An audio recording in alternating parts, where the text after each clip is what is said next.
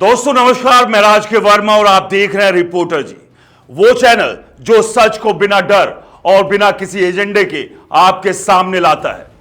दोस्तों वक्फ एक्ट को लेकर सुप्रीम कोर्ट अब से महज 24 घंटे बाद सुनवाई करेगा। यह सुनवाई तय करेगी कि क्या संसद का बनाया यह कानून बरकरार रहेगा या फिर कोर्ट की कार्रवाई इसे इतिहास की किताबों में दफन कर देगी। लेकिन दोस्तों यह सिर्फ एक्ट नहीं है, यह कहानी है मोदी शाह की रणनीति की, हिंदू मुस्लिम एकता और तनाव की, और उन बड़े बड़े इंसिडेंट्स की जिन्होंने देश का माहौल बदला। और तमाम ऐसे सवाल आज घर कर रहे हैं कि क्या सुप्रीम कोर्ट वक्फ एक्ट को पूरी तरह रद्द कर सकता है? क्या यह कानून संविधान की भावना के खिलाफ है? आखिर मोदी सरकार और अमित शाह ने इस बिल को क्यों इतना पुश किया? दोस्तों हिंदू मुस्लिम एकता पर इसका क्या असर होगा, खासकर जब हम राम जन्मभूमि जैसे फैसलों को याद करें। खैर दोस्तों, अब से महज 24 घंटे बचे हैं। सर्वोच्च न्यायालय के 3 जजों वाली बेंच इस पर सुनवाई करेगी और हम आपको बताने वाले हैं कि सुप्रीम कोर्ट के जज जो इस केस को सुनने वाले हैं उनके पुराने फैसले हमें क्या संकेत देते हैं। और इस पर भी बात करेंगे कि अगर वक्फ एक्ट रद्द हुआ तो देश की 20 करोड़ मुस्लिम आबादी और उनकी प्रॉपर्टीज का क्या होगा। लेकिन इससे पहले आप वो जान लीजिए जो दोस्तों आखिर शुरू से लेकर अब तक हुआ क्या।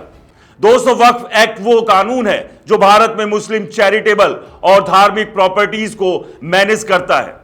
मस्जिद, दरगाह, कब्रिस्तान, स्कूल, हॉस्पिटल, ये सब वक्फ बोर्ड के तहत आते हैं। इसकी शुरुआत हुई 1954 में, फिर 1995 में इसे और मजबूत किया गया। 2013 में वक्फ बोर्ड को और पावर दी गई ताकि प्रॉपर्टीज का बेहतर कंट्रोल हो। लेकिन 2025 में यह एक्ट तूफान का केंद्र बन गया क्योंकि मोदी सरकार ने वक्फ संशोधन अधिनियम 2025 पास किया जिसने कई बदलाव किए। उदाहरण के लिए वक्फ बोर्ड अब गैर मुस्लिम मेंबर भी शामिल होंगे। डिस्ट्रिक्ट कलेक्टर्स को प्रॉपर्टी डिस्प्यूट सॉल्व करने की ताकत मिली है। कोई भी व्यक्ति वक्फ प्रॉपर्टी तभी डोनेट कर सकता है अगर वो कम से कम 5 साल से इस्लाम फॉलो कर रहा हो। और वक्फ अल औलाद में महिलाओं को भी उत्तराधिकारी का हक मिलेगा। तो इन बदलाव ने बवाल मचा दिया। All India Muslim personal law board, AIMI chief Owaisi, Congress, DMK, RJD सब सुप्रीम कोर्ट पहुंच गए। इनका कहना है कि यह कानून संविधान के आर्टिकल 14 यानी समानता, आर्टिकल 25 धार्मिक स्वतंत्रता और आर्टिकल 26 माइनॉरिटी राइट्स को तोड़ता है। दूसरी तरफ हिंदू सेना जैसे संगठन कहते हैं कि ये बदलाव जरूरी थे क्योंकि पुराना कानून गैर मुसलमानों की प्रॉपर्टीज को नुकसान पहुंचाता था। अब सवाल आता है कि क्या सुप्रीम कोर्ट वक्फ एक्ट को रद्द कर सकता है? तो दोस्तों जवाब है हां, लेकिन शर्तों के साथ। संविधान का आर्टिकल 13 कहता है अगर कोई कानून मौलिक अधिकारों के खिलाफ है तो सुप्रीम कोर्ट उसे रद्द कर सकता है। इसे कहते हैं जुडिशियल रिव्यू। उदाहरण के साथ समझे तो 2018 में सुप्रीम कोर्ट ने IPC सेक्शन 377 का वो हिस्सा हटाया जो समलैंगिकता को अपराध मानता था। 2017 में ट्रिपल तलाक को भी असंवैधानिक ठहराया, लेकिन हर बार ऐसा नहीं होता। CAA और आर्टिकल 370 के खिलाफ याचिकाएं आई पर कोर्ट ने सरकार के फैसले को सही माना। तो फिर वही सवाल आता है, वक्फ एक्ट का क्या होगा? दोस्तों इस बात पर निर्भर करता है कि याचिकाकर्ता कितने मजबूत सबूत दे पाते हैं।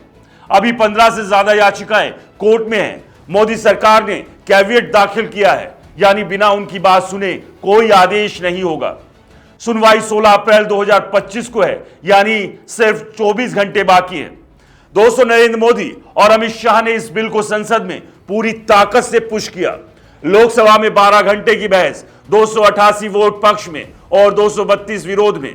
राज्यसभा में भी 128 वोट समर्थन में। किरेन रिजिजू ने बिल पेश किया और अमित शाह ने कहा हम वक्फ की भावनाओं को नहीं छू रहे, सिर्फ पारदर्शिता ला रहे हैं।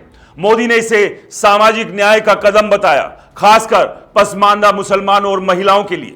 लेकिन विपक्ष इसे वोट बैंक की पॉलिटिक्स का हिस्सा मानता है। ओवैसी कहते हैं यह मुसलमानों की धार्मिक आजादी पर हमला है। कांग्रेस और RJD से संघ परिवार का एजेंडा बताते हैं। सवाल यह है कि क्या यह बिल हिंदू मुस्लिम के बीच नया तनाव लाएगा या एकता को बढ़ाएगा? दोस्तों जवाब हम आपको देंगे, लेकिन उससे पहले हिंदू मुस्लिम और राम जन्मभूमि का सबक आपको याद दिला देते हैं। दोस्तों जब बात हिंदू मुस्लिम एकता की आती है तो राम जन्मभूमि का जिक्र अपने आप आ जाता है। 2019 में सुप्रीम कोर्ट ने अयोध्या का फैसला सुनाया। जमीन हिंदुओं को मिली, लेकिन मुसलमानों के लिए मस्जिद के लिए वैकल्पिक जमीन दी गई। इसके बाद क्या हुआ? देश में कोई बड़ा दंगा नहीं हुआ। मुस्लिम भाइयों ने फैसले का दिल खोलकर स्वागत किया। मौलाना अरशद मदनी जैसे नेताओं ने कहा, हम कोर्ट के फैसले का सम्मान करते हैं। यह था भारत की एकता का वो पल जो दुनिया को दिखा। लेकिन वक्फ एक्ट का मसला अलग है। 1995 के एक्ट की धारा 40 कहती है कि वक्फ बोर्ड किसी प्रॉपर्टी को वक्फ घोषित कर सकता है और उसे सिर्फ वक्फ ट्रिब्यूनल में चैलेंज किया जा सकता है। कुछ लोग कहते हैं इससे गैर मुसलमानों की जमीनें खतरे में हैं। तमिलनाडु में एक गांव ने दावा किया कि उनकी जमीन वक्फ ने ले ली। गुजरात में भी ऐसे ही केस सामने आए, लेकिन वक्फ बोर्ड कहते हैं हमारी प्रॉपर्टीज 8.7 लाख है, 9.4 लाख एकड़ में फैली है। ये कम्युनिटी के लिए है, कोई लूट नहीं है। इस पर भी हम अभी बात करेंगे कि आखिर ये आरोप क्यों लग रहे हैं, ये वास्तव में आरोप है या जबरन आरोप लगाया जा रहा है। लेकिन दोस्तों इससे पहले सुप्रीम कोर्ट के जज और उनके ऐतिहासिक फैसले को आप जान लीजिए। दोस्तों मैं बात उन जजों की कर रहा हूं जो इस केस को सुनेंगे। प्रधान न्यायाधीश संजीव खन्ना की अगुवाई में जस्टिस संजय कुमार और जस्टिस केवी विश्वनाथन की बेंच है। इनके पुराने फैसले क्या कहते हैं यह भी हम आपको बता देते हैं। दोस्तों संजीव खन्ना 2019 में अयोध्या केस की बेंच का हिस्सा थे। 2023 में आर्टिकल 370 हटाने को सही ठहराया। वो तर्क और संतुलन पर जोर देते हैं। वहीं संजय कुमार 2024 में सीएए पर सुनवाई में शामिल थे, संवैधानिक मसलों पर सख्त रुख रखते हैं। और केवी विश्वनाथन 2023 में समलैंगिक विवाह केस में उदारवादी नजरिया दिखाया, लेकिन संसद की मर्यादा का सम्मान किया। ये जज संविधान की कसौटी पर ही फैसला लेंगे, लेकिन इतिहास बताता है कि वो आसानी से संसद के कानून को पलटते नहीं। दोस्तों अगर सुप्रीम कोर्ट ने वक्फ एक्ट को रद्द किया तो इसका असर 20 करोड़ मुसलमानों की प्रॉपर्टीज पर पड़ेगा। मस्जिदों, दरगाहों और कब्रिस्तानों का मैनेजमेंट बिखर सकता है। प्रॉपर्टीज डिस्प्यूट की बाढ़ आ सकती है। लेकिन अगर कुछ सेक्शंस भी बदले गए, जैसे धारा 40 की पावर को बैलेंस करना, तो शायद पारदर्शिता बढ़े। और मेरा व्यक्तिगत मानना है कि कोर्ट पूरा एक्ट रद्द नहीं करेगा। 2022 में अश्वनी उपाध्याय की याचिका खारिज करते वक्त कोर्ट ने कहा था बिना ठोस सबूत के कानून को चैलेंज नहीं कर सकते। शायद कोर्ट वक्फ बोर्ड की पावर को सीमित करे ताकि सरकार और मुस्लिम दोनों के हित सुरक्षित रहें। तो दोस्तों वक्फ एक्ट 2025 की सुनवाई 16 अप्रैल 2025 को है। 24 घंटे बाद सुप्रीम कोर्ट तय करेगा यह कानून संविधान की रोशनी में सही है या नहीं। मोदी शाह ने इसे सामाजिक न्याय का हथियार बताया, लेकिन विपक्ष इसे धार्मिक स्वतंत्रता पर हमला मानता है। राम जन्मभूमि ने दिखाया कि भारत एकता की राह चुन सकता है, लेकिन वक्फ एक्ट का फैसला क्या रंग लाएगा यह सवाल ही है, क्योंकि संकेत क्या दे ये आप देख रहे हैं। लेकिन दोस्तों जो भी है और जो भी हो, शांति और अमन और चैन के साथ हो। हिंसा का रास्ता समाधान का रास्ता नहीं हो सकता। आप विरोध करें, लेकिन ध्यान रखें ये देश हमारा और आपका है। और दोस्तों अब आप सबसे सवाल है कि क्या आपको लगता है कि वक्फ एक्ट में बदलाव जरूरी है?